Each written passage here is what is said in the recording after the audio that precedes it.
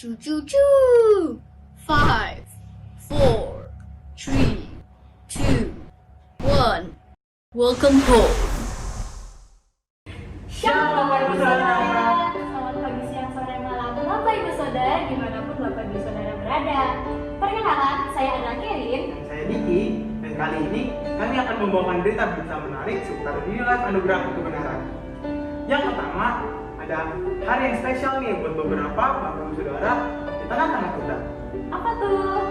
Yaitu selamat ulang tahun kepada Bapak Ibu Saudara pada minggu ini, dan nama-namanya akan kami terterakan di layar.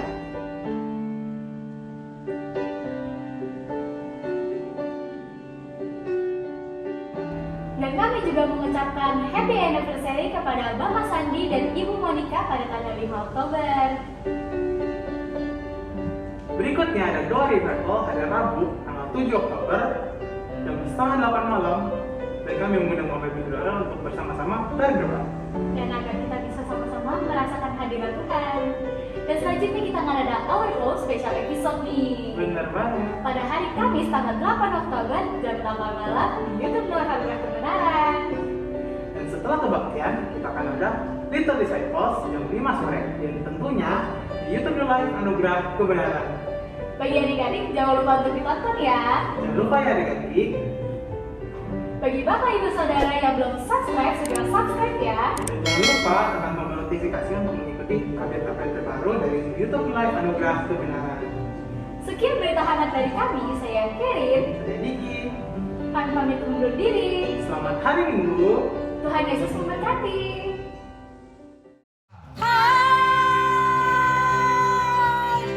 Selamat pagi Bapak Ibu Saudara sekalian. Kembali lagi bersama dengan kami Son of Many Waters. Mari kita siapkan hati kita untuk menyembah Tuhan. Mari sama-sama kita berdoa. Bapak, kami ucap syukur Tuhan untuk pagi hari ini. Tuhan, kami bersyukur kami boleh datang Tuhan ke dalam hadirat Engkau. Kami boleh menikmati kebaikan Engkau Tuhan. Kami boleh menerima kebaikan Engkau dalam hidup kami Tuhan. Saat ini Bapa, kami mau hadir Tuhan di hadapan Engkau. Kami mau sujud menyembah Engkau Tuhan. Kami mau menikmati waktu bersama-sama dengan Engkau Bapa. Roh Kudus, ketika kami menyembah Engkau, berbicara pada setiap kami Tuhan, pribadi lepas pribadi Tuhan, karena kami mau Tuhan, mendengar suara-Mu dan kami mau melakukannya Tuhan. Terima kasih Bapa, ucap syukur Tuhan, di dalam nama Yesus Kristus. Kira-rara-rara-rabu-syikira pakara-rara-rara-rabu-syikira. Kira-baba-bayana-rabu-syikira.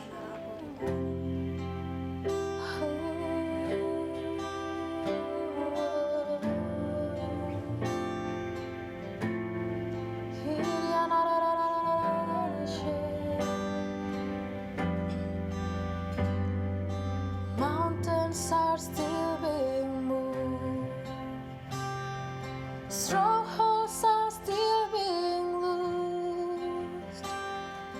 God, we believe, yes, we can see it. The wonders are still what you do. Bodies are still being slain. Giants are still being slain. God, we believe, yes, we can see it. The wonders are still what you do. We are here for you. Come and do what you do. We are here for you. Come and do what you do. Set our hearts on you.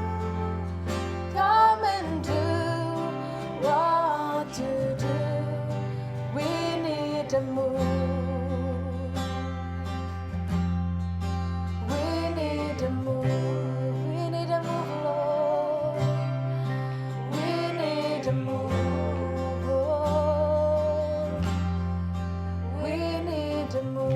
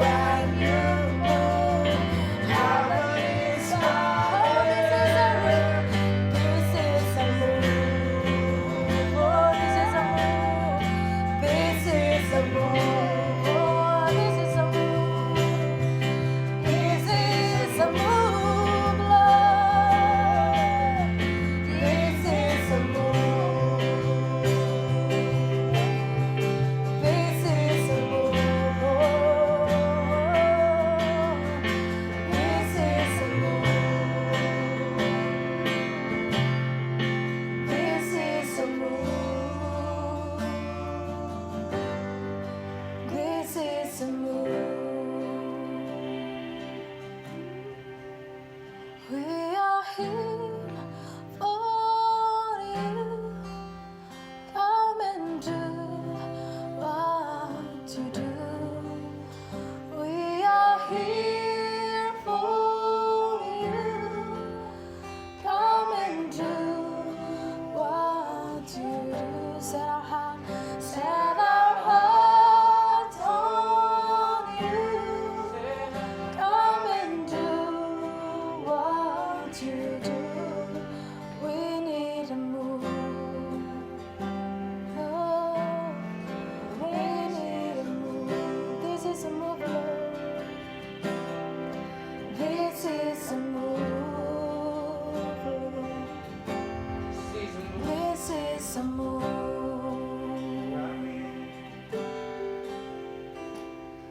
Burn like a fire, burn like a wind. Our Holy Spirit, we welcome you in. Burn like a fire, blow like a wind. Come, Holy Spirit, we welcome you in. Burn like a fire, blow like a wind. Come, Holy Spirit, we welcome you in. Burn like a fire, blow like a wind. Come, Holy Spirit, we welcome you in. Burn like a fire, blow like a wind. Come, Holy Spirit, we welcome you in. Burn like a fire, blow like a wind. Come, Holy Spirit.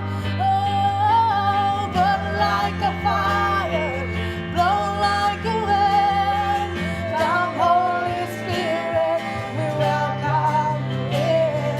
Burn like a fire, blow like a wind. Come, Holy Spirit.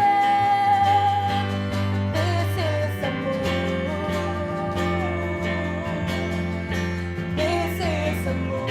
This is a move, Lord. This is a move, Lord. This is a move. This is a move, Lord. This is a move. This is a move. This is a move, Lord. This is a move. This is a move. This is a move, Jesus.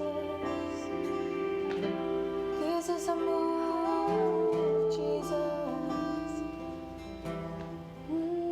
Holy Spirit.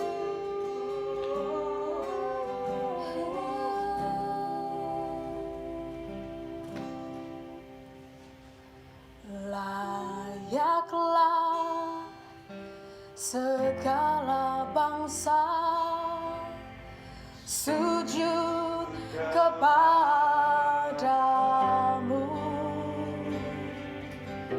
sebab Kau Allah yang kudus, layak disembah.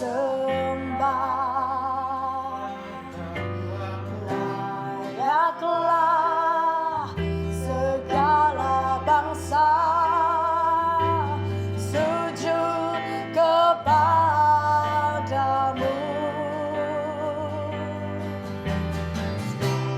Kau Allah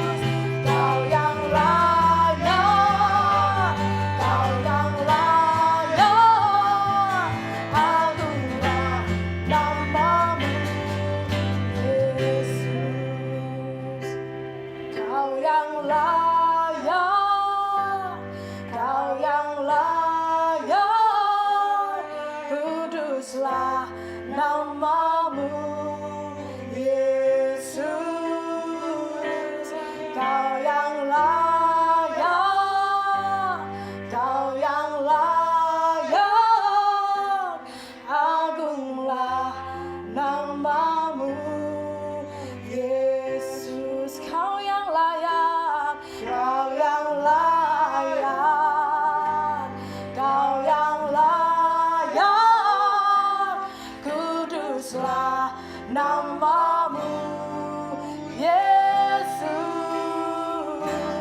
Kau yang layak, Kau yang layak, agunglah namamu, Yesus. Kau yang layak, Kau yang layak, yes, Kau yang layak, oh Kau yang layak, kuduslah namamu, Yesus.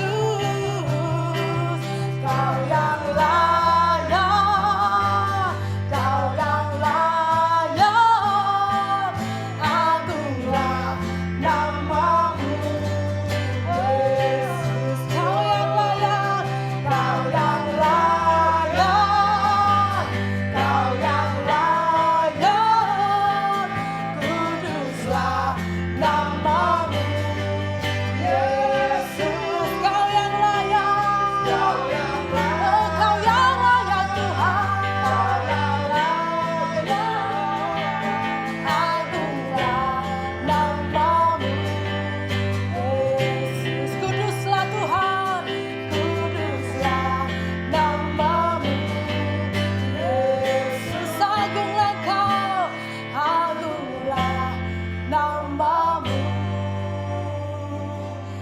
Yesus. Kau yang layak disembah Tuhan, Kau yang layak ditinggikan. Biar kami bermazmur bagimu Tuhan, biar ini sembah syukur kami Tuhan, karena Kau yang layak, karena Kau yang layak. Terpujilah namamu Yesus, terpujilah namamu Tuhan. Kau yang kami sembah, Kau yang kami tinggikan. Hanya nama Yesus, hanya nama Yesus. Kaulah Raja kami, Kaulah Tuhan kami. Biar Roh Kudus-Mu bekerja Tuhan, biar Roh Kudus-Mu bekerja Yesus dalam hidup kami Tuhan, dalam hidup kami Yesus. Bekerjalah sekarang Tuhan, bekerjalah sekarang Yesus dalam hidup kami Tuhan, dalam hidupku Yesus. Bekerjalah Tuhan, bekerjalah Yesus, bekerjalah Tuhan. Oh, amin Yesus. Bekerjalah Engkau Yesus, bekerjalah Engkau Roh Kudus di tengah-tengah kami. Kami mau naikkan syukur kami, Biar segala puji, biar segala hormat Jesus. hanya bagimu. Oh, Yang Yesus. Yang kudus, Yesus.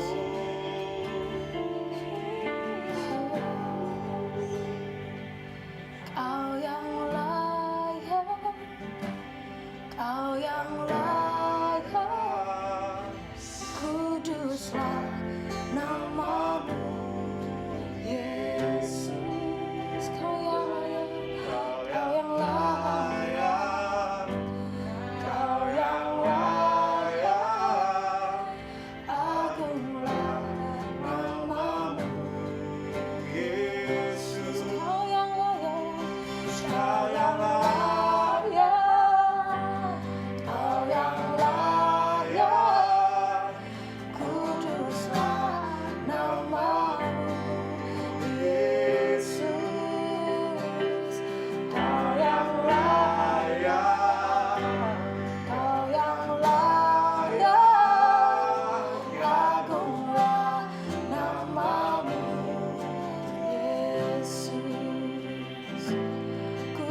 kuduslah namamu, Yesus, agunglah namamu, Yesus, agunglah namamu, Yesus.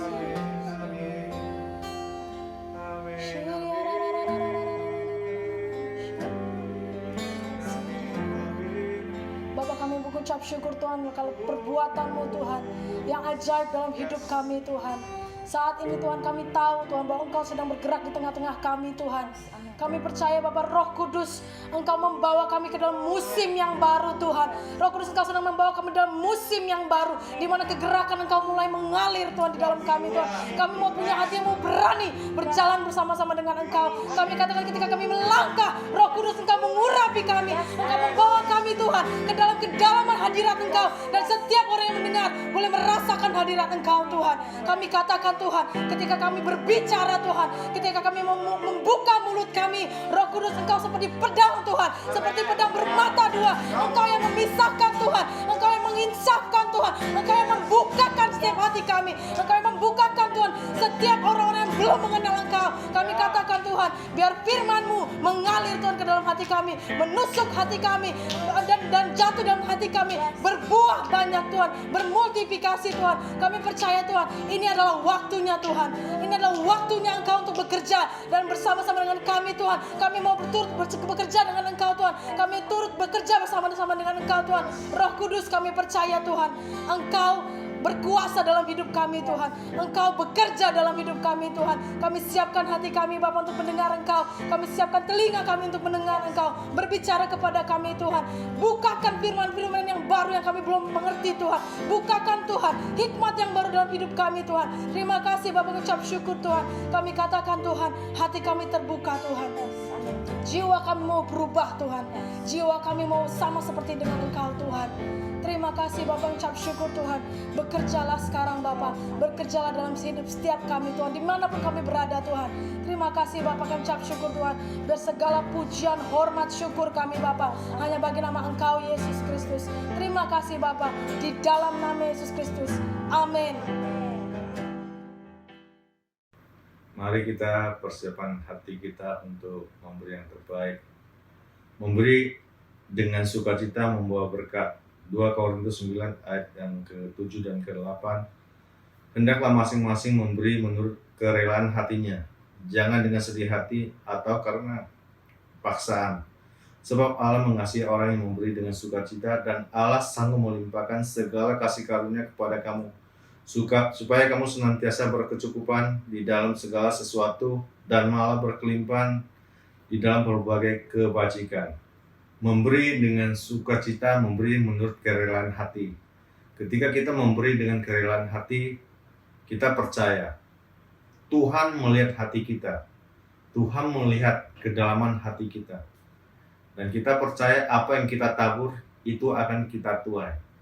Jadi orang yang menabur banyak akan menuai banyak, dan orang yang menabur sedikit akan menuai sedikit. Mari kita berdoa. Bapa, kami ucap syukur Tuhan, terima kasih untuk kasih setiamu, untuk kebaikan-Mu Tuhan. Kami mengucap syukur Tuhan untuk anugerah Engkau Tuhan, supaya kami bisa memberi Tuhan. Kami bisa memberi yang terbaik menurut kerelaan hati kami. Dan ketika kami memberi Tuhan, Engkau yang memberkati kami berlimpah-limpah. Kami mengucap syukur Tuhan, terima kasih Bapa. Di dalam nama Tuhan Yesus Kristus kami berdoa. Amin.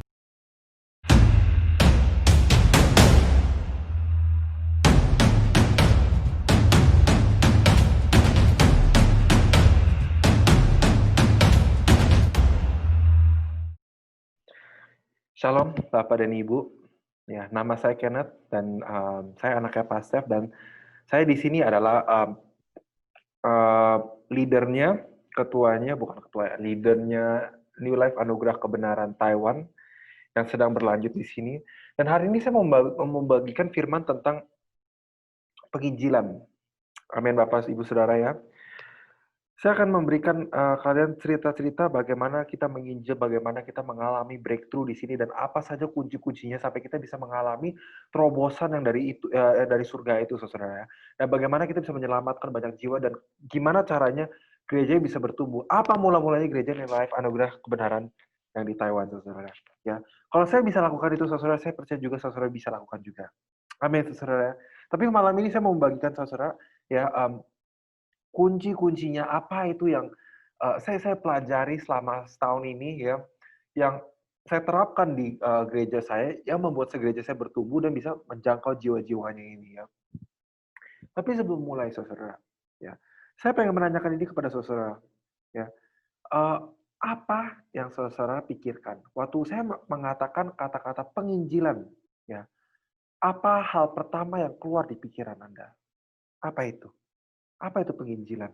Kira-kira. Ya. Buat satu orang itu adalah sebuah pindahan agama dari A ke B. Ya. Buat orang lain itu juga bisa menyelamatkan orang lain atau membawa mereka dari tidak percaya Tuhan menjadi percaya Tuhan. Atau enggak kayak mengenalkan mereka kepada Yesus.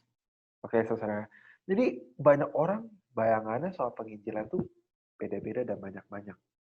Dan sebelum saya membaca Alkitab dan sebelum saya menerapkan ini dalam hidupnya saya sendiri pun juga punya pengertian saya sendiri dan definisi saya sendiri tentang penginjilan itu sebenarnya apa, saudara. Ya. Lalu yang lebih tepat lagi, saudara, yang lebih pressing issue, yang lebih banyak orang beda-beda ya, bukan motivasi, opininya mereka ya, saudara, adalah tentang penginjilan, bagaimana itu harus dijalankan, saudara. Dan banyak orang itu punya banyak ide soal penginjilan, caranya beda-beda, saudara. Ya, dan mereka punya cara yang berbeda, definisi yang beda, ya, saudara. Tapi anehnya, saudara, yang saya menemukan itu tidak banyak orang mengambil caranya Alkitab dan tidak mengambil kuncinya dari Alkitab, ya, saudara. Ya. Dan saya menyadari di Alkitab itu tidak dengan spesifik dia menyatakan penginjilan itu harus duduk di depan meja, ya, atau harus di depan banyak orang, harus kasih bawa papan gitu, percaya Yesus, ya, dunia akan berakhir atau apa gitu, saudara ya. Tapi Alkitab tidak menyatakan itu dengan spesifik apa yang harus kita lakukan dalam penginjilan. Tapi Alkitab memberikan kita sebuah kunci, saudara, di setiap penginjilan yang seharusnya kita selalu ada. Amin, saudara ya. Mari kita buka di 1 Korintus 1 ayat 18. 1 Korintus 1 ayat 18. Kalau sudah buka, saya baca 1, 2, 3. Sebab pemberitaan tentang salib memang adalah kebodohan bagi mereka yang akan binasa. Tetapi bagi kita yang diselamatkan, pemberitaan itu adalah kekuatan Allah. Bahasa Inggrisnya, saudara. Aku suka bahasa Inggrisnya. For the preaching of the cross is to them that perish foolishness, kebodohan. But unto us which are saved, it is the power of God. Kontras sekali, saudara. Jadi apa yang kita mengatakan? Alkitab mengatakan ini, saudara, ya, bahwa firman Tuhan, ya, firman Tuhan, pemberitaan tentang firman Tuhan kepada orang yang belum diselamatkan itu adalah sebuah kebodohan. Tetapi kepada kita orang Kristen yang sudah percaya kepada Tuhan, itu adalah sebuah kuasa, saudara. Ya, saudara katakan kuasa bersama-sama dengan saya. Kuasa. Amin, saudara. Kuasa. Amin, saudara ya. Yang kita baca di Alkitab itu, saudara, itu adalah kuasa, saudara. Dan seharusnya yang kita baca di Alkitab hidupnya setiap harinya Yesus, hidup setiap harinya Paulus, seharusnya kita experience itu setiap hari, saudara. Hidupnya penuh dengan kuasa, saudara. Penuh dengan breakthrough, penuh dengan mujizat, saudara. Itu yang Alkitab mengatakan kepada kita, saudara. Amin. Ya. Tapi lalu, sudah lama banget, saudara, saya memikirkan ini, oke. Saya sering baca sekali ayat ini, saudara.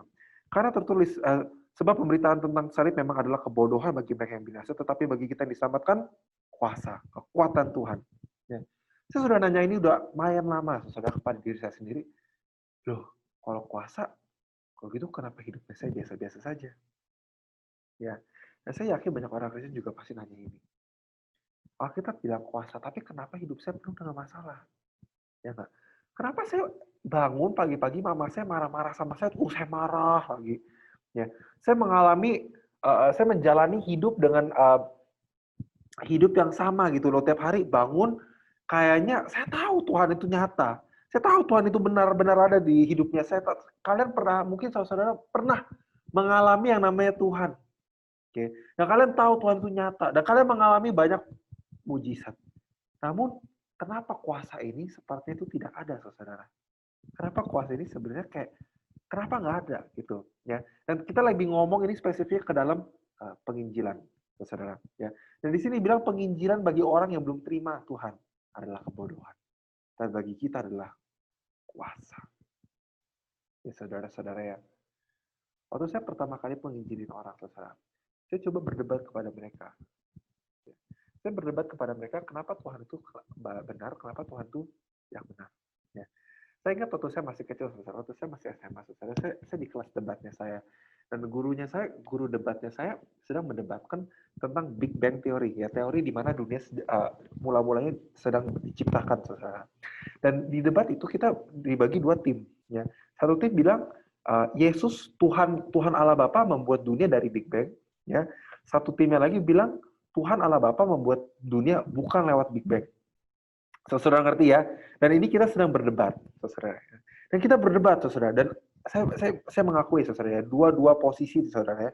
Kita debatnya tuh main tajam, main agresif. Ya, poin-poinnya kita memberi itu memang tajam. Ya. Dan akhirnya kita sendiri jadi bingung. Ya, karena kita masih kecil, saudara. Ya. Jadi akhirnya kita bingung, saudara. Kita heran, kenapa bisa begini ya? Maksudnya yang musuh, yang orang sebelah sana ngomong tuh juga benar. Tapi yang saya debatkan tuh juga benar. Akhirnya kita bingung, saudara. Jadi Big Bang itu sebenarnya Tuhan menciptakan dunia lewat Big Bang atau bukan? Oke, saudara. Pada akhirnya, saudara, ya setelah selesai kelas, ya debatnya selesai, kemudian saya tanya kepada gurunya saya. Ya, saya tanya kepada gurunya saya, ya Pak, debatnya udah selesai Pak. Jadi akhirnya siapa yang menang dan siapa yang benar? Ya, itu pasti kita mau tahu. Siapa yang benar, siapa yang menang. Ya. Dan saya shock, saudara, waktu guru saya bilang gini, oh nggak ada yang benar dan nggak ada yang menang. Itulah debat. Dia bilang, it's up to you. It's up to you to decide apa kebenaran itu. Itu terserah kepada engkau. Kata guru saya, ya kebenaran itu artinya apa? Dan saya kaget, saudara, karena dia juga Kristen dan dia sudah terima Tuhan. Ya. Tapi itu adalah sesuatu yang bahaya sekali, saudara. Ya, di titik itu, saudara, teman-teman Kristen saya semuanya, saudara, langsung memulai punya pikiran begini. Oh, Tuhan itu bukan black and white. Ya, Tuhan itu bukan black and white. Ya, it's up to me, tergantung saya, terserah saya. Tuhan itu benar atau enggak, itu semua di pikiran saya. Dan mereka mengeluarkan banyak asumsi, banyak pikiran, saudara. Ya, dan sekarang saya sendiri baru sadar, saudara, ya, bahwa gurunya saya itu menjawab jawaban yang paling aman buat dia. Jadi dia nggak banyak harus jawab murid-muridnya. Dan dia menjawab jawaban aman ini, saudara, karena dia tidak punya kuasa juga dalam hidupnya. Ya, salah satu pertanyaan yang paling kita Kristen ditanya, diancam, bukan diancam ya, yang banyak orang Kristen tidak bisa menjawab, saudara, adalah ini. Bagaimana Anda tahu Tuhan itu nyata? How do you know God is real? Bagaimana engkau nyata? Bagaimana engkau bisa tahu Tuhan itu nyata? Ya, dan guru debatnya saya, saudara-saudara, tidak bisa menjawab pertanyaan ini. Dia nggak bisa menjawab pertanyaan ini, saudara. Ya. Kalau semua orang Kristen bisa menjawab dengan lancar dan fasih, bagaimana saya tahu Tuhan itu nyata? Pasti semua orang sudah terima Tuhan. Ya toh, pasti penginjilan jadi gampang banget. Tapi masalahnya, kebanyakan orang Kristen tidak bisa menjawab, tidak bisa membuktikan. Dan hari ini saya akan mengajarkan saudara bagaimana caranya. Amin, saudara. Ya. Banyak orang Kristen itu hidup dalam tidak punya kuasa, saudara. Tidak punya kuasa dan tidak punya mujizat. Mereka mendengar banyak mujizat, mereka membaca banyak mujizat, tapi mereka sendiri, saudara, tidak mengalami yang namanya mujizat itu sendiri, saudara. Hidup mereka biasa-biasa saja. Ya. Dan kita sudah banyak sekali yang mencoba untuk menginjili dan gagal. Menginjili dan gagal. Ya, saya ingat pertama-tama kali saya mencoba untuk menginjili orang, saudara, itu gagal, saudara, karena saya berdebat. Oh ya, Tuhan itu benar, saya bilang. Tuhan itu nyata, adil. Tuhan itu benar ada. Karena saya sendiri pernah mengalami Tuhan. Tapi saya tidak bisa meng-share. Saya tidak bisa membagikan pengalaman Tuhan yang saya itu kepada teman-teman saya. Dan teman-teman saya tidak percaya akhirnya. Di situ saya gagal. Di situ saya gagal. Nah, di Taiwan, di tahun pertamanya kami, saudara, kami juga tidak mengalami lancar juga. Ya. Karena waktu papa saya mengutus kita untuk menjadi gereja di Taiwan, saudara, wah, kita kebayangnya dari keluar angkasa gitu ya, saudara. Wow, pastor sudah doain saya dalam nama Tuhan Yesus. Saya ketahuan kita dapat bayangannya, tiba-tiba akan berbondong-bondong orang akan datang dengan masalah, ya. Terus tiba-tiba nanya gimana nih caranya, terus kita khotbahin Yesus, terus mereka percaya Yesus, saudara. Tapi ternyata tidak segampang itu, saudara. Ternyata tidak segampang itu. Dan kita selama 1 tahun, saudara, kita struggle. Kita gelisah. Di mana selama 1 tahun, saudara, kita ibadahnya cuma 5 orang doang, saudara. Saya, Cistella, Felis, Philip, dan Samantha. Itu saja. Ibadah kita selama 1 tahun, saudara. Dan ibadah kita tuh, saudara, itu adalah waktu-waktu masa-masa gelapnya kita, saudara. Di mana saya sendiri bahkan merasa, aduh, saya pengen give up. Saya pengen menyerah aja deh, Tuhan. Ini beneran nih Tuhan. Engkau mau kita memulai gereja di sini. Kenapa Tuhan? Tidak ada gini. Kenapa nggak ada jiwa Tuhan? Kenapa nggak ada Tuhan? Kenapa bisa gagal gini? Ya saya heran, saudara. Saya benar-benar heran kenapa nggak ada kuasa sama sekali hidupnya saya. Beda sama papanya saya. Kalau tumpangin orang, cet gitu ya, sembuh. Kalau ditumpangin tangan, iblisnya pergi, saudara. Ya. Tapi kenapa hidupnya kita tuh biasa-biasa saja? Amin. Dan yang paling masalah buat saya, saudara, adalah suatu saya menginjil kepada orang, saudara, nggak mempan. Orangnya nggak terima Tuhan. Dan saya bingung kenapa, saudara. Kelihatannya kayak gampang banget gitu. Tapi saya sendiri gagal. Kenapa bisa begitu, Tuhan? Ya. Mari kita buka di 1 Korintus 2. Ya. Dan ini rahasianya, saudara, kenapa banyak orang Kristen itu gagal. Amin. Ya. Dan ini saya memberitahukan, saudara, rahasianya, kuncinya. Ya, mari kita buka 1 Korintus 2 ayat 1. Demikianlah pula, ketika aku datang kepadamu, saudara-saudara, aku tidak datang dengan kata-kata yang indah atau dengan hikmat untuk menyampaikan kesaksian Allah kepada kamu. Ayat 2.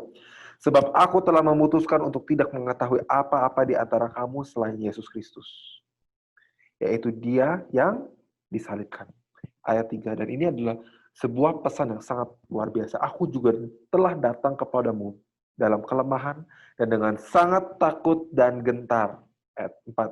Baik perkataanku maupun pemberitaanku tidak kusampaikan dengan kata-kata hikmat yang meyakinkan. Tetapi dengan apa, saudara? Dengan keyakinan dan kekuatan roh. Supaya iman kamu jangan tergantung pada hikmat manusia, tetapi pada kekuatan Allah. Amin, saudara-saudara. Kita kembali lagi, saudara, ke 1 Korintus 1 ayat 18. Di situ dibilangkan, saudara, bahwa pemberitaan Injil kepada kita orang Kristen, saudara, adalah sebuah kuasa, saudara. Amin. Adalah sebuah kuasa, saudara. Saya punya kuasa, saudara. Saya kebetulan, saya di belakangan, di tahun ini, Tuhan sedang melatih saya dalam kuasa nabi, nubuatan. Ya. Tapi suatu saya menumpangkan tangan saya kepada orang yang sakit atau orang yang punya iblis itu pergi, sakit itu pergi. Amin, saudara ya. Luar biasa, saudara. Luar biasa ya, saudara-saudara ya. Pertanyaan saya adalah ini, saudara. Ya, apakah kekuatannya, saudara? Apakah kekuatannya, saudara? Ya, saya punya kekuatan. Kalau saudara sebagai orang Kristen, kan di Alkitab jelas-jelas ngomong kepada setiap orang yang diselamatkan. Injil itu adalah kuasa. Ya. Kalau saudara tidak punya kuasa, nanti saya kasih tahu kenapa. Oke. Tapi saya ngomong ke saudara ya, hidup penuh dengan mujizat, hidup yang dipimpin oleh roh, itu adalah hidup yang normal yang seharusnya kita menjalankan sebagai orang Kristen. Amin. Ya. Hidup yang penuh mujizat, hidup yang penuh kuasa, saudara. Itu yang seharusnya kita mengalami setiap hidupnya kita, saudara. Hidup yang dipenuhi oleh rohnya Tuhan. Dengan hikmatnya Tuhan, saudara. Tapi nggak banyak orang Kristen mengalami ini. Ya. Nanti saya kasih kenapa. Tapi kita balik lagi ke sana, saudara. Kuasa, saudara. Dan di sini Paulus juga bilang, saudara, ya, dalam kelemahanku, dalam kecapaian aku, ya, aku memberitakan firman kepada engkau oleh Roh yang di dalamku, supaya manusia tahu bahwa yang memberitakan Injil itu bukan saya, tapi Roh yang di dalamnya saya. Pertama kali saya sukses menginjil, ya, saudara, itu waktu saya di sini, saudara, ya. Suatu hari saya lagi saya malam-malamnya itu beberapa awal tahun ini, saudara. Nggak awal tahun ini sih, beberapa bulan lalu, saudara. Saya cuma dapat 2 jam tidur. Ya, saya tidur cuma 2 jam doang, saudara. Lalu kemudian teman saya ngajak saya turun gunung. Ya, dan saya tidur 2 jam malam-malamnya. Pagi-pagi saya ada kerjaan, ya, saudara. Sampai sore, wah letih sekali tubuh saya, capek sekali ya. Kemudian teman saya mengajak saya turun gunung, dan kalau saudara tahu, saya orangnya agak spontan ya. Saya kadang-kadang nggak pakai mikir, saya harus mengurangin itu ya, saudara ya. Namun teman saya mengajak saya turun, saya langsung, yuk turun, langsung turun, saudara. Ya, saya dan 5 temannya saya. Jadi kita total ber-6. Ya, dia cowok, saya pria, saya cowok juga. Kita berdua cowok dan 4-nya wanita, saudara. Nah, lalu kita turun gunung, kita pergi jalan-jalan, ya. Waktu kita balik ke atas, ya tiba-tiba, ya, dan itu waktu ke atas, saudara, saya sedang capek sekali, ya, tubuh saya capek sekali, otot saya pegel-pegel, dan saya udah rasa kayak, aduh Tuhan, saya pengennya just end the day, selesai aja, saya mau tidur, udah, saya mau tidur.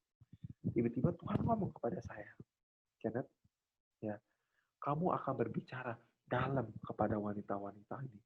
Maksudnya apa nih Tuhan? Kemudian nggak ada jawaban, saudara. Sesampai balik, saudara, di kuliahnya saya duduk di bukan department store, apa sih, convenience store, ya. 7-Eleven-nya sini tuh kayak Alfamart gitu loh, kayak Alfamart, tapi di sini tuh ya ada kursinya gitu loh, saudara ya. Lalu di supermarket itu saya ngobrol sama wanita-wanita nih. Tiba-tiba Roh Tuhan itu seperti masuk kepada saya dan saya bernubuat kepada mereka. Saya tunjuk tangan ke satu-satu cewek itu. Saya menceritakan kisah-kisah hidupnya mereka. Dan 4-4-nya nangis semua. Mereka menangis. Ya. Dan di situ saya mendoai mereka untuk menerima Tuhan. Ya. Dan dari pengalaman itu, saya menyadari satu hal. Dalam kecapeannya saya, dalam keletihannya saya, Rohnya Tuhan bisa bekerja. Amin. Dan dari kecapean saya bisa mengerti apa yang ayat ini sedang mengatakan kepada hidupnya saya. Saya mengerti. Dalam kelemahannya saya mengerti bahwa Rohnya Tuhan sama saya adalah 2 yang beda. Tapi dia tinggal di dalam saya. Maksudnya begini, saudara. Ya, penginjilan itu ya itu dua arah. Tuhan dan saya. Amin. Mari kita baca lagi deh dulu ayatnya. Saya menjelaskannya. Mari kita buka 1 Korintus 3 ayat 9. Kalau sudah buka, saya baca. Karena kami adalah kawan sekerja Allah. Kamu adalah ladang Allah, bangunan Allah. 1 Korintus 3 ayat 9. Ya. Artinya begini, saudara. Ya. Roh bekerja di dalam kita. Dan rohnya itu adalah kuasa dalam hidupnya kita. Ya. Namun rohnya itu, saudara-saudara, tidak akan berfungsi kalau kita tidak berfungsi. Make sense? Ya. Bisnis itu juga begitu, saudara. Kalau kita punya partner rekan kerja bersama, kan nggak mungkin satu doang yang kerja, satunya nggak kerja apa-apa. Ya nggak? Kalau satunya nggak kerja apa-apa, buat apa kita dan rekan kerja? Mendingan gue kerja sendiri. Tapi kebanyakan orang Kristen tuh begini, saudara. Ya. Saya menginjilnya tapi lewat debat. Waktu kita menginjil lewat debat, kita memakai apa, saudara? Pakai roh yang dalam saya? Bukan. Kita memakai otaknya kita, karena kita berdebat. Kita memakai bijaksananya kita. Suatu hari ada satu cewek datang ke gereja kita. Dia wanita umur sekitar 19 atau 20, kali umur 19, saudara. Dan dia datang ke gereja kita. Lalu dia menanya kepada saya. Dia menanya kepada, bukan saya dulu. Dia menanya kepada wanita-wanita di gereja saya. Lalu dia menanya begini, bagaimana kamu tahu Tuhan itu nyata? Wah, straightforward sekali. Ya. Dan ini 5 wanita dalam gereja saya mencoba untuk menjelaskan wanita kecil ini gimana mereka tahu Tuhan itu ada. Dan mereka menjelaskan dengan pengalaman mereka. Mereka berdebat, saudara. Mereka bilang, ya kamu percaya aja. Nanti kamu tahu kok Tuhan itu ada. Kamu percaya aja. Terima aja Tuhan. Nanti kamu tahu kok. Saya nungguin aja, saudara. Saya dari samping, saya duduk aja di sini. Ya, 10 menit berlalu. 15 menit berlalu. Ya.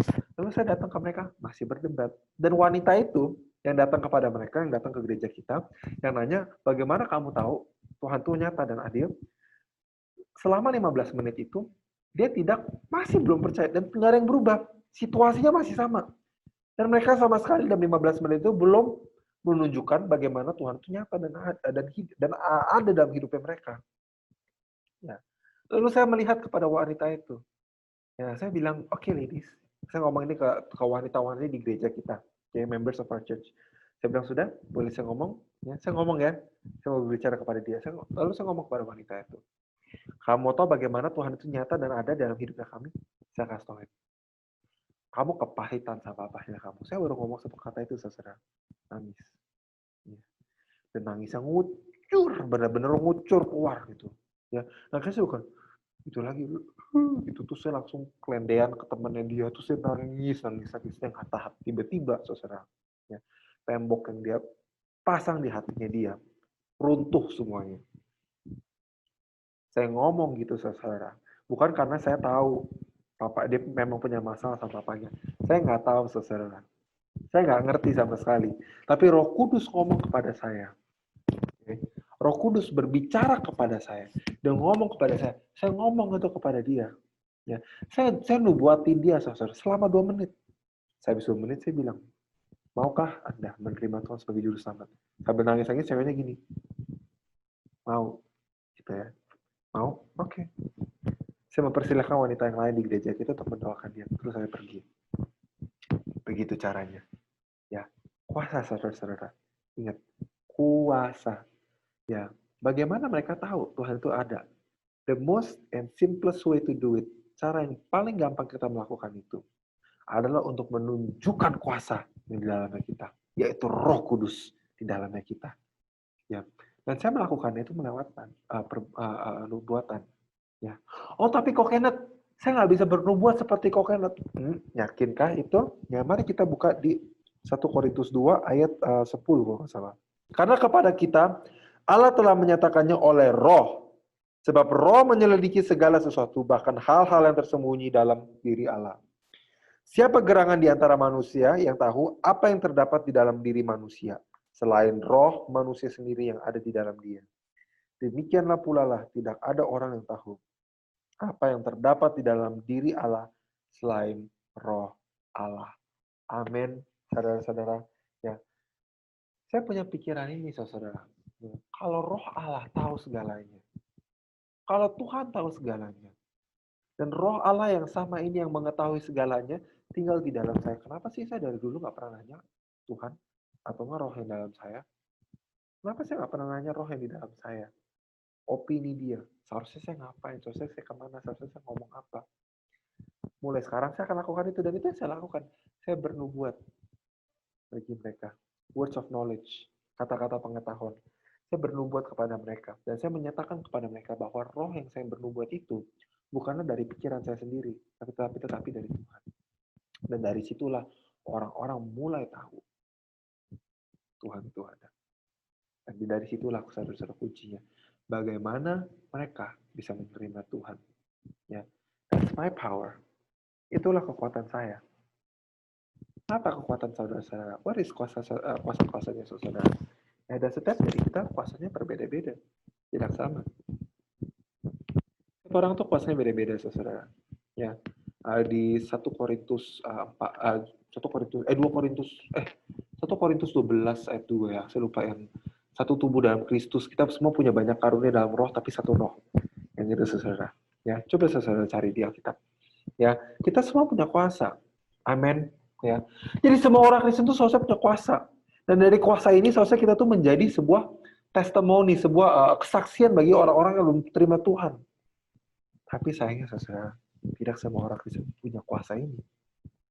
Dan tidak semua orang Kristen bisa hidup dalam ini. Kenapa bisa begitu?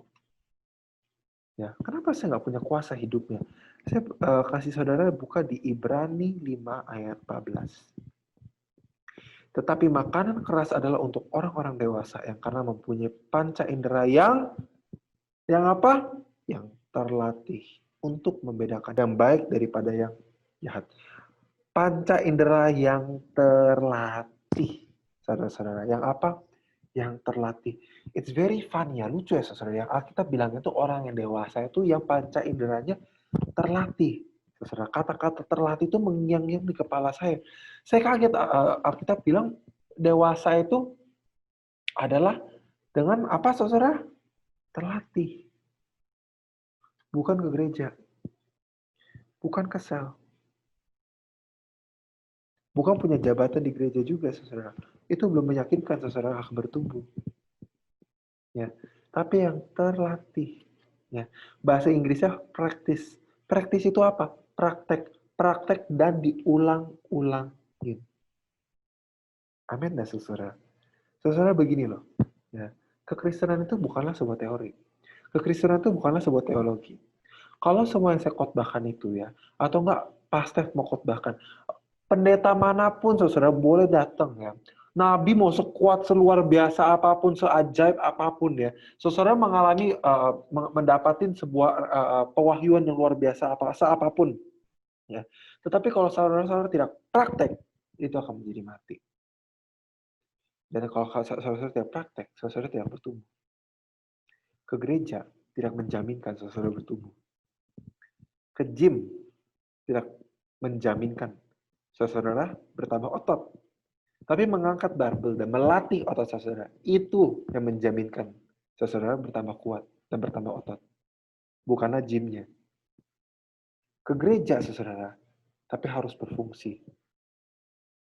Amin. Ke sel boleh saudara, tapi harus berfungsi. Dan dari hal-hal yang kita dengar di sel, yang kita mendengar dari gereja saudara, itu harus kita latih setiap hari dalam hidupnya kita. Dan itu benar saudara. Ya. Walaupun saya khotbah gini saudara, ya penginjilan itu tidak akan langsung masuk ke dalam saudara langsung begitu saja. Tidak sehabis kalian dengerin khotbahnya saya ini. Tidak berarti besok kalian keluar ke jalanan kemana, nginjilin ke orang pertama terus orang itu langsung percaya Tuhan. Enggak bisa begitu. Saya sendiri juga nggak selancar itu. Saya latih terus dan menerus. Saya gagal terus dan menerus berkali-kali, bahkan beratus-ratusan saudara, nggak sampai ratus-ratusan ya, tapi sampai angka 100 ada. Saya gagal, saya malu, saudara. Malu sekali. Tapi dalam kemaluan itu, saya nggak mau menyerah. Saya coba lagi orang kedua, saya evaluasi, oke salahnya di mana nih? Apa yang harus saya berubah? Saya harus ganti ini. Oke, saya coba kali ini. Dan saya sadar, ya, bahwa penginjilan lewat debat adalah penginjilan yang sangat lemah. Ya. Karena kuasa Tuhan itu adalah kuasa yang bukan dari dunia ini. Kenapa kita nggak pakai kuasa itu? Kenapa kita harus pakai kuasa dalam sinya kita? Kenapa kita harus memakai sesuatu yang dari dunia ini? Kenapa kita nggak memberikan mereka langsung melihat kuasanya Tuhan di dalamnya kita? Tapi karena kita tidak terlatih. Karena saudara nggak pernah melatih nubuatannya saudara. Karena kita tidak pernah melatih untuk menginjil orang. Kita nggak pernah melatih untuk mendoakan orang-orang sakit. Kita nggak pernah melatih mengusir setan. Nah, karena kuasa Tuhan tidak ada dalam kita. Makanya kuasanya itu ada. Tapi kuasa itu ada kecil sekali dalam kita. Karena nggak kelatih. Karena kami tidak melatih. Dan kita tidak tambah dewasa. Itu poin pertama. Apa poin kedua? Kita balik lagi ke dalam 1 Korintus 3 ayat 1. Ya. Dan aku saudara-saudara pada waktu itu tidak dapat berbicara dengan kamu seperti dengan manusia rohani. Tetapi hanya dengan manusia duniawi yang belum dewasa dalam Kristus. Susulah yang kuberikan kepadamu, bukanlah makan keras. Sebab kamu belum dapat menerimanya. Dan sekarang pun kamu belum dapat menerimanya. Karena kamu masih manusia duniawi, sebab jika di antara kamu ada iri hati dan perselisihan, bukankah hal itu menunjukkan bahwa kamu manusia duniawi dan bahwa kamu hidup secara manusiawi? Kita berhenti sampai sana. Ya, gila, ya. Misalnya ya, si Grace atau enggak Justin, Grace, tahu nggak Grace? Saya ngegosip nih sama si Grace. Ya. Bayangkan saya Grace sama Justin dalam satu gereja dan kita bukan kakak adik. Ya. Bayangkan kita satu jemaat aja dalam satu gereja. Lalu saya ngegosip ke adik ceweknya saya, Grace, tahu nggak jemaat kita nih, si Justin kemarin tambah berat badan 1 kilo dalam 1 minggu. Wah gila ya. Terus kita ngegosip. Si Justin beli tas Gucci 3 biji. Wah parah ya. Terus ke Justin kita ngegosip Justin si Grace ya kemarin ya. Dia itu dia itu pacaran sama si A ya. Kemudian dia beli mobil A. Wah, gimana? Ya. Dan saudara nggak usah nunjuk-nunjuk tangan ya. Kita kesini nggak mau nunjuk-nunjuk kamu yang gitu ya, itu tuh kamu tuh kayak begitu ya. Bukan begitu. Ya. Tapi banyak banget kita orang Kristen ya, masih suka iri, masih suka marah. Suka ngegosip. Ya, tahu nggak? Si Kenneth kemarin ngebohongin ini loh. Si Kenneth tuh pelit gitu. Kenneth itu kenapa sih orang nggak sombong gitu ya? Dan kita suka gitu, saudara. Dan apa yang kita mengatakan? Itu adalah bayi rohani. Bayi rohani sama sekali tidak punya kuasa. Hidupnya kita sama saja ke orang dunia. Nggak ada bedanya. Bagaimana Tuhan bisa memakai kita dalam kondisi seperti itu? Bagaimana kamu bisa mengalami, bisa mengharap hidup kita akan mengalami sebuah breakthrough, sebuah mujizat kalau hidupnya kita sama aja ke orang dunia? Nggak ada bedanya. Kalau kayak begitu mah caranya ya kita masuk ke surga. Tapi hidupnya kita di sini aku menjaminkan saudara, tidak ada yang namanya mujizat. Sama aja ke orang dunia. Nggak ada bedanya. Tapi kok bisa sih saya begitu? Kenapa sih orang Kristen bisa begitu? Ya. Jawabannya ada di kunci pertama. Ini kunci keduanya. Kunci pertama. Jawabannya di kunci pertama. Saya sendiri sih percaya karena banyak orang Kristen itu tidak go out, tidak keluar. Tidak praktek, tidak melatih yang mereka dengar, tidak lakukan apa yang mereka dengar di hari Minggu yang dikhotbahkan. Dan mereka tidak melatih rohnya mereka untuk menginjil, untuk bernubuat, untuk mendoakan orang sakit, atau mengusir setan. Akhirnya, mereka tetap bayi rohani. Poin ketiga. Mari kita buka di 1 Korintus 2 ayat 16. Sebab siapakah yang mengetahui pikiran Tuhan, sehingga ia dapat menasihati dia. Tetapi kami memiliki pikiran Kristus. Di Roma 8 ayat 1 juga mengatakan, kita harus cara berpikir kita harus ditransformasikan. Dirubah cara berpikir kita. Atau di Roma 12 ayat 2 ya kalau nggak salah. Mohon maaf, kayaknya di Roma 12 ayat 2. Bukan di Roma 8 ayat 1. Roma 12 ayat 2, benar nggak? Ya, Roma 12 ayat 2, mohon maaf saudara. Ya, ayatnya di Roma 12 ayat 2. Secara berpikir kita harus ditransformasi, berubah. Ya. Kenapa kita nggak punya kuasa ini? Jawaban ketiganya, poin ketiganya. Karena ada cara berpikir yang salah. Ada sesuatu yang salah cara berpikir yang salah. Dan saya mungkin nggak tahu itu apa. Ya. Tapi bagaimana saya tahu cara berpikirnya saya salah, dan bagaimana saya tahu ini di area ini saya salah? Saya kasih saudara. Cara paling cepat dan paling gampang ya. Berfungsi. Dilatih. Bertumbuh dalam Tuhan. Lama-lama cara berpikir kita sama seperti Tuhan. Karena kita adalah rekan kerja bersamanya Tuhan. Dan selama suatu kami bertumbuh, suatu kita bertumbuh di situ. Ya, lama-lama kuasa Tuhan bisa dinyatakan. Saya adalah rekan kerjanya Tuhan. Amin. Ya. Dan ini adalah bagian pertama dari penginjilan. Dan tiba-tiba saudara, ya, lama-lama nanti kuasa Tuhan akan nge-flow sendiri, akan mengalir sendiri. Ya, itu bagian pertamanya khotbahnya saya. Ya, mari kita lanjut ke bagian 2-nya. Mari kita buka di Lukas 10. Ya, Yesus mengutus 70 muridnya. Di ayat 2, katanya kepada mereka, tuaian memang banyak, tapi pekerja sedikit. Karena itu mintalah kepada Tuhan yang empunya tuaian, supaya ia mengirimkan pekerja-pekerja untuk tuaian. Pergilah, sesungguhnya aku mengutus kamu seperti anak domba ke tengah-tengah serigala. Di ayat 5, Kalau kamu memasuki suatu rumah, nah katakanlah lebih dahulu damai sejahtera bagi rumah ini. Dan jikalau di situ ada orang yang layak menerima damai sejahtera, maka salam itu ketinggalan di atas. Tapi jika tidak, salammu akan kembali kepadamu.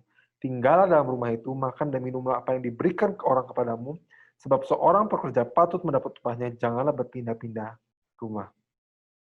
Ya, dan jikalau kamu masuk ke dalam kota dan supaya diterima dan kamu diterima di situ, makanlah apa yang dihidangkan kepadamu. Oke. Jadi bagaimana caranya saya bisa mulai? Ya. Bagaimana caranya saya bisa mulai? Caranya begini. Ya. Di ayat ini mengatakan caranya. Ya. Siapa di antara kita semua sini yang punya teman yang belum terima Tuhan? Oh, saya punya banyak banget. Ya, saya punya banyak teman yang belum terima Tuhan. Ya. Cari teman itu. Ngobrol sama dia. Coba dilatih ngobrol. Ya. Kalau dia terbuka, itu pintu terbuka. Pasti Tuhan sudah membuka pintu buat penginjilan bagi kita. Tapi biasanya orang Kristen belum ketemu itu. Carilah itu. Doa kepada Tuhan. Tanya Tuhan, Tuhan, di manakah pintu yang kau membukakan bagi saya? Supaya Injil dan firman kau bisa masuk kepada teman-temanku. Ya. Kalau kamu dapat satu teman, itu seperti domino. Kalau ngebuka satu pintu, pintu selanjutnya akan terbuka juga. Kalau pintu itu tertutup gimana? Biarin, tinggalin. Kadang-kadang orang Kristen itu coba terus susah. Mereka coba gedor-gedor pintu, gebukin pintu, buka pintunya. Tempat di mana Tuhan tidak membuka pintunya. Suatu temannya tertutup, ya, suatu mereka tidak mau mendengarkan Injil, kita maksa terus. Oh, saya pengen menginjilin teman saya si Felicia ini nih. Felicia harus menerima Tuhan. Ya, tapi Felis tidak terbuka pintunya. Namun si Stella, pintu terbuka. Terbuka lebar gitu ya. Lebar sekali. Namun kita bilang gini, ya pintu Stella mah terbuka. Tapi saya nggak mau masuk ke dia. Karena Felis lebih susah. Saya mau masuk ke dia. Oh Tuhan, kasih saya Felis Tuhan. Jangan kasih saya si Stella. Ya, kebanyakan orang Kristen tuh gitu. Ada pintu nih kebuka di sana. Tapi kita maunya orang di sana.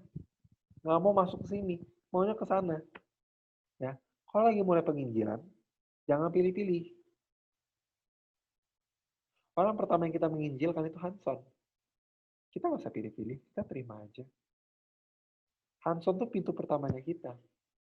Tapi dari pintu itu terbukalah banyak pintu yang lain-lain. Dan kita harus ketemu pintu itu. Kita harus cari pintu itu. Di manakah Tuhan sedang bekerja? Di manakah Tuhan sedang melawat jiwa-jiwa? Di situ kita cari pintunya. Ya, dan ya, saudara itu harus mengharapkan, jangan takut sama kegagalan. Pasti gagal. Saya meyakinkan itu pasti gagal. Pasti ada waktu di mana kita merasa malu banget. Pasti ada. Gagal dan malu, aku pernah mengalami itu. Aku pernah melewati itu. Sampai depresi, stres, pernah. Ya, menginjil itu harus sampai gitu. Jangan karena depresi, stres sekali, langsung mundur, tarik. Putus asa langsung. Jangan. Pantang nyerah. Ya, tabrak terus, hantam terus aja. Sampai kita ketemu caranya. Kalau salah, diganti caranya. Dirombak semua, direvisi aja. Latih terus, bangkit terus. Jangan mau jatuh. Jangan mau hancur, gara-gara gagal sekali. Ya, sayang banget. Gagal sekali langsung menyerah. Jangan begitu. Bukan begitu caranya Tuhan. Amin. Ya. Dan ya, pasti dalam perjalanan ini pasti ada orang-orang di mana kalau lama-lama kita menginjil ya, lama-lama pasti ada orang yang tidak sepandangan sama kita. Ya, tidak, bahkan kayak mereka mengejek, mengolok-olok kita. Itu normal sekali. Ya. Dan kita bahkan Tuhan itu tidak bisa menginjilin semua orang loh. Ya. Dan bahkan Tuhan pun bilang kalau kamu pergi tapi mereka tidak welcome kamu, tidak menerima kamu, kebaslah debunya kamu. Ya enggak? Kebaslah debunya kamu. Salam kamu akan kembali kepada kamu.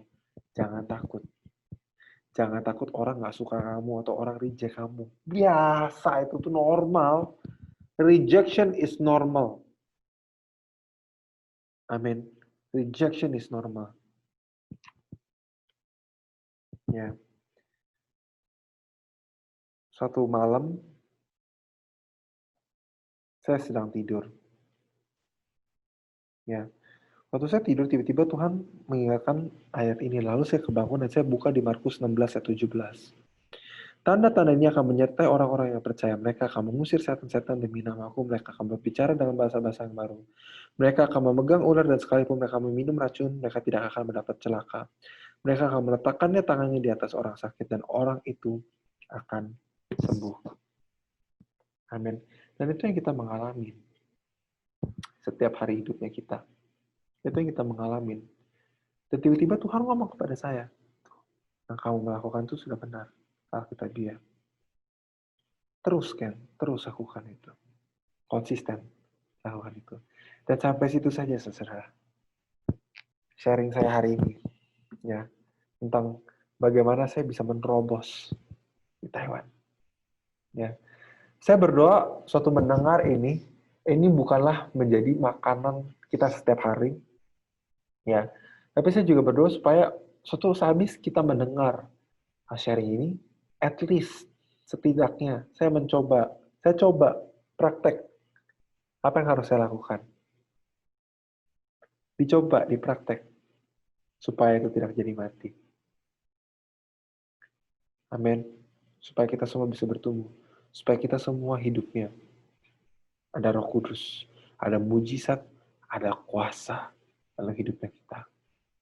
Kuasa yang bekerja. Karena orang Kristen itu seharusnya tidak seperti orang dunia. Amin. Ya. Terima kasih ya, and have a great day.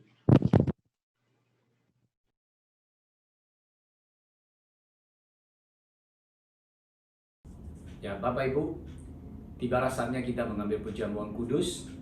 Mari kita siapkan perjamuan kudus, angkat roti ini. Ya, mari kita berdoa sama-sama. Bapa, kami bersyukur dan terima kasih Tuhan karena kasih karunia-Mu Tuhan. Kau memberkati kami, Engkau memberikan kami hidup. Memberikan kami hidup yang berkemenangan, memberikan kami hidup yang kekal Tuhan. Terima kasih Bapa. Bapa, roti yang kami angkat ini ada melambangkan tubuh-Mu Tuhan. Yang diserahkan, yang dicabik-cabik Tuhan di atas kayu salib buat kami Tuhan. Yang disalibkan buat kami Tuhan.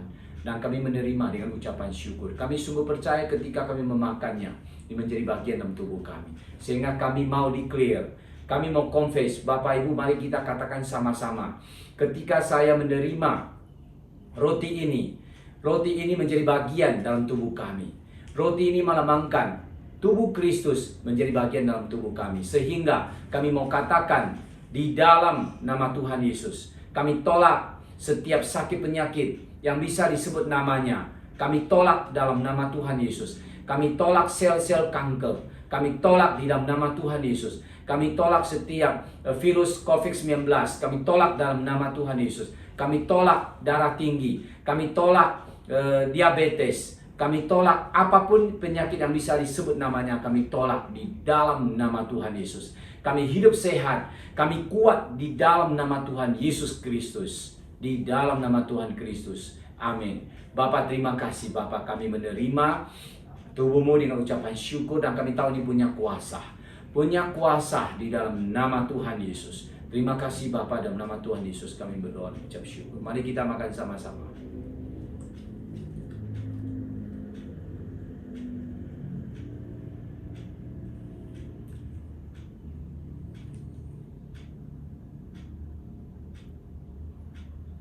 Mari Bapak Ibu kita angkat anggur yang melambangkan darah Yesus yang dicurahkan buat kita. Tuhan Yesus, kami sungguh bersyukur Tuhan, Kau memberikan nyawa-Mu kepada kami Tuhan. Sehingga ketika kami meminumnya Tuhan, anggur yang melambangkan darah Yesus mengalir dalam tubuh kami. Tubuh kami menjadi dikuduskan dan disucikan Tuhan. Kami mengucap syukur Tuhan karena darah-Mu. Kami menerima bahwa kami tahu kami ketika menerima darah-Mu Tuhan, kami dikuduskan, disucikan satu kali untuk selama-lamanya. Tuhan, kami mengucap syukur apa yang kami angkat ini Tuhan mengingatkan kepada kami Tuhan bahwa kami hidup dalam kekudusan. Kami hidup kudus di dalam nama Tuhan Yesus. Kami ditebus sekali untuk selama-lamanya. Tuhan, terima kasih Tuhan untuk darah-Mu Tuhan. Kami menerima dengan ucapan syukur di dalam nama Tuhan Yesus. Mari kita minum sama-sama Bapak Ibu.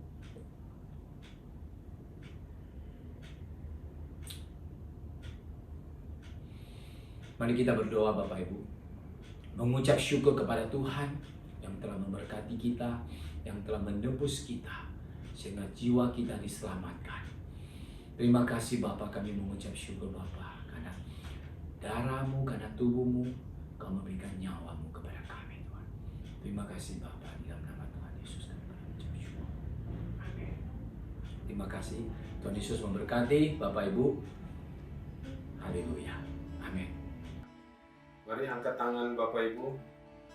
Bapak mengucap syukur, aku berkati segenap jemaat dengan berkat dari Abraham, Ishak dan Yakub. Aku percaya bahwa Engkau membuat kami bertumbuh semakin hari semakin besar.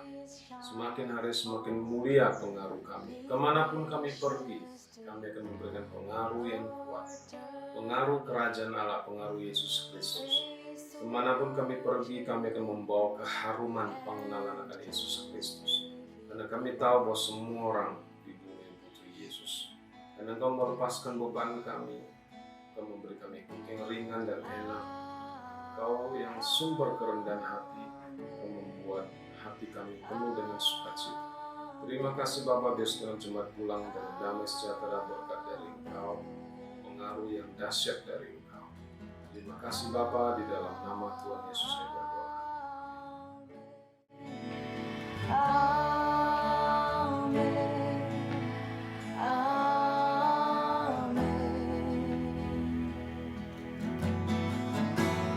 Lord bless you and keep you.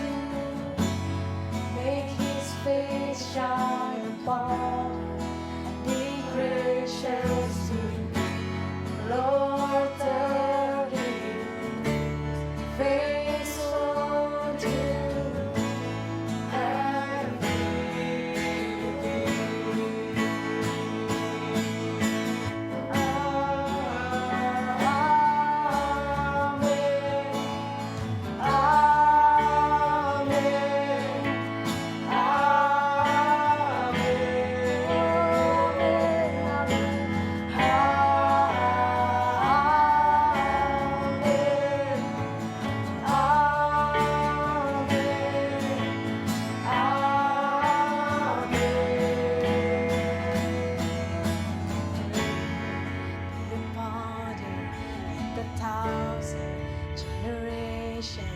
and your family, and your children, and their children, and their children.